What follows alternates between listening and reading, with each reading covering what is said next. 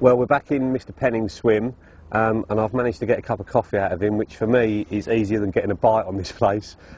If you look at his top there, he's not been wrestling giant French snails. It was a giant French carp in his arms.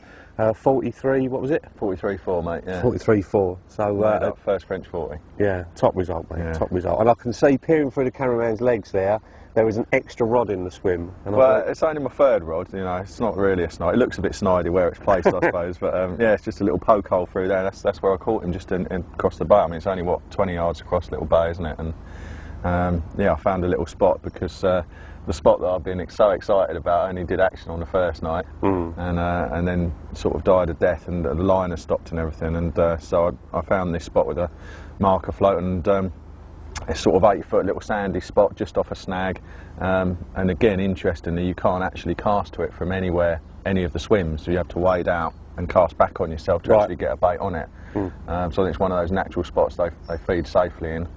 Yeah, because that swim over there, you can't cast around the corner. There's no way of getting to that spot other than from out in the water there, which I doubt anyone has ever done. Well, you probably don't do that, and also, I mean, even if you were in that swim, it's because it's down the inside of your own margin by 5 yards. It's not even the sort of place that someone with remote control boat drop one. Yeah. Do you know what I mean? So, yes, I put one there, and just once I got it in position, I waited for the foam to come up, and it was one of those casts, you know, first one, and then I sort of got in through the bushes at the back with half a spod, and I just lowered it on top of the foam. Very stealthy, very crafty, as they're saying at the moment. One of the mags. So talk to us about the rig that you had it on. Well, this is basically a safe zone leader. I took a tip out of your book and actually did the putty about 4 foot up the line. Right. Got it nice and warm, and then solidified it in the water in a cold lake. And that holds the flying back lead further back, as you said, which means it flies back even further, doesn't it?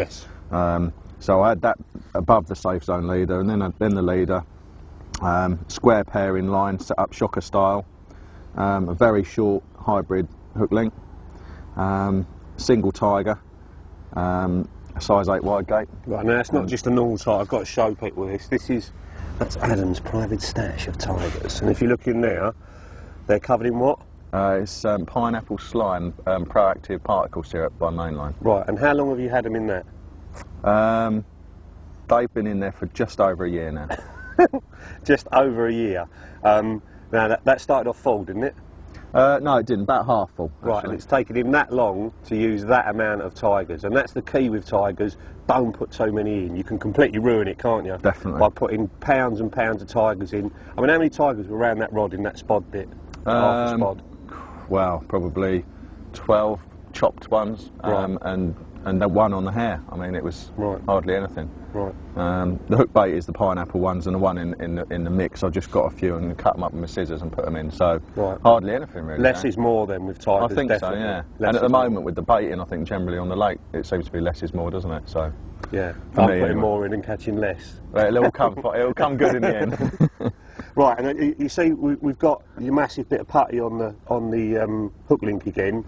You put a lot of importance on that, obviously. Yeah, I do. I mean, as you saw in show 3 on the longer mono links that I was using, I use it on all of my bottom bait presentations. And again, I don't know why it works, but it doesn't do any harm at all. And this fish, I mean, you could see it was one of the old warriors. He'd probably seen it all, and he was very well nailed, middle of the bottom lip. Excellent. And you know, I'm using the silicone to push the hair right round.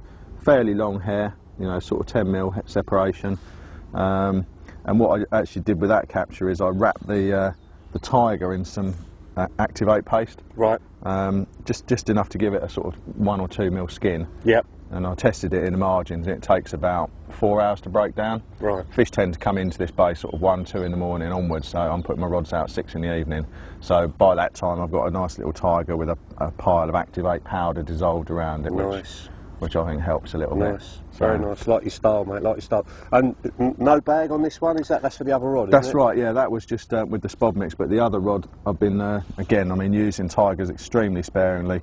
This is long chuck funnel web, just 7 tigers, always use 7, it's one of my lucky numbers. Yeah. And just 7 tigers, I take them out of the pineapple particle syrup and dry them off. Yep. And just put them in like that and just hook it on. Yeah, which is a great little tip if you're using funnel where people think you can only put pellets in it, but any particle at all that you use, as long as you dry off the surface and tie the bag after you've dried the surface, it's not going to eat through it, is it? Exactly. And you can get a little pile of what you're feeding just